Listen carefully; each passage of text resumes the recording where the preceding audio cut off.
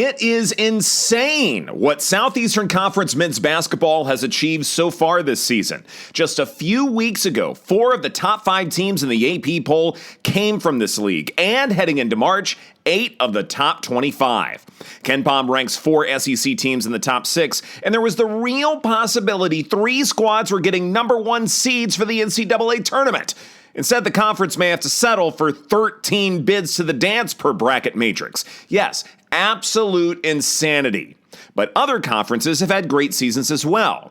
How did teams from those leagues fare in the tournament? And does it give us any information as to how this year's Southeastern Conference will do this March? Let's find out. Welcome to our Bracket Wisdom series on the Football Analytics Show podcast. I'm Edward Egros on assignment for the Power Rank. Let's jump right in, and to figure out which other dominant conferences are worth analyzing, let's look at the Power Rank's average ratings by his team rankings that take into account margin of victory and adjust by opponent. The SEC has a rating of 13.8, a full 30% higher than the second-place Big Ten Conference. If you go by these same conference rankings over the last decade, the SEC is 13% better than any other league. Second place in that time frame is the Big 12 from the 2016-17 campaign. So let's look back at that season's tournament. 6 teams from the Big 12 went dancing. Kansas earned a top seed. Baylor was a 3 seed. West Virginia a 4. Not necessarily top heavy, but still formidable. However, only one of them made it as far as the Elite 8, and that team, Kansas, lost by 14 to Oregon. That banner year for the Big 12 did not result in a Final Four appearance. How about the 2021-22 season? It was another great campaign for the Big 12. Again, 6 teams made it. Baylor and Kansas were 1s, Texas Tech a 3. But again, only one team made the Elite 8, though this go-round, Kansas finished the job, capturing its 4th national championship. By the way, if you want a non-Big 12 example, the 2018-19 Big Ten Conference had 8 members dancing, with several earning good seeds, but only one reaching the Final Four and no farther, Michigan State. It's not a surefire trend, but we've seen plenty of examples of highly touted conferences entering the tournament only to leave with disappointing results. It's possible that statistics like three-point shooting have so much variance that regression is imminent, even if these teams have looked the part up to now. Now, the SEC will have the advantage of earning a lot of high seeds, so the paths may be easier than in previous examples, but should we expect widespread regression? And specifically, are there teams we should be careful advancing too far? Be careful with Auburn. The Tigers may be one of the odds-on favorites to win the national championship, and they may feature Janai Broome as a National Player of the Year candidate.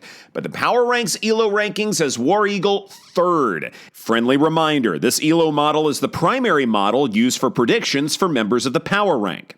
Auburn's ranking has largely to do with its defense. Specifically, they're committing a lot of fouls to the tune of 18.5 per game, coming in outside the top 300 in America. And not all of these infractions are happening in garbage time.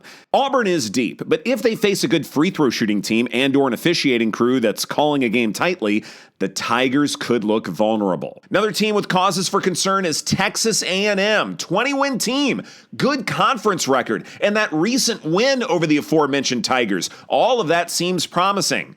But this offense needs work. An effective field goal rate outside the top 300 nationally, 3-point shooting percentage of 30.6 at last check, also outside the top 300 with 2s not faring much better, and even finishing at the rim has been a problem. Facing an early deficit could spell disaster for A&M. But it's not all pessimism. Missouri comes in 12th in the Power Ranks ELO rankings, and Bracket Matrix is the Tigers underseeded at 5. Their offensive efficiency, especially in the last several games, has been outstanding. Caleb Grill is averaging more than 14 points a contest. Tamar Batts and Mark Mitchell are also averaging double figures, and Josh Gray has been a monster on the boards. Look, conference trends are difficult to discern in the NCAA tournament, but the SEC could succumb to upsets, just like anyone else. Thank you for listening to this episode of Bracket Wisdom on the Football Analytics Show podcast. I'm Edward Egros. The Power Ranks March Madness cheat sheet that makes it drop-dead easy to fill out your bracket. These predictions are based on analytics that have predicted the game winner in 70% of tournament games since 2002. To get this cheat sheet, sign up for the free email newsletter at thepowerrank.com. That is Ed Fang's site for better March Madness predictions through analytics. Once again, that's thepowerrank.com. Members of the Power Rank get access to full bracket advice for how to win your pool. This includes the Power Rank's very best analytics, strategy, and insights into basketball. Members also get access to member predictions for each game and college basketball player props during the tournament. To learn more, go to thepowerrank.net. This is a URL that will take you to a page on the site dedicated to becoming a member of the Power Rank. Once again, that's thepowerrank.net. Thanks again for listening, and take care.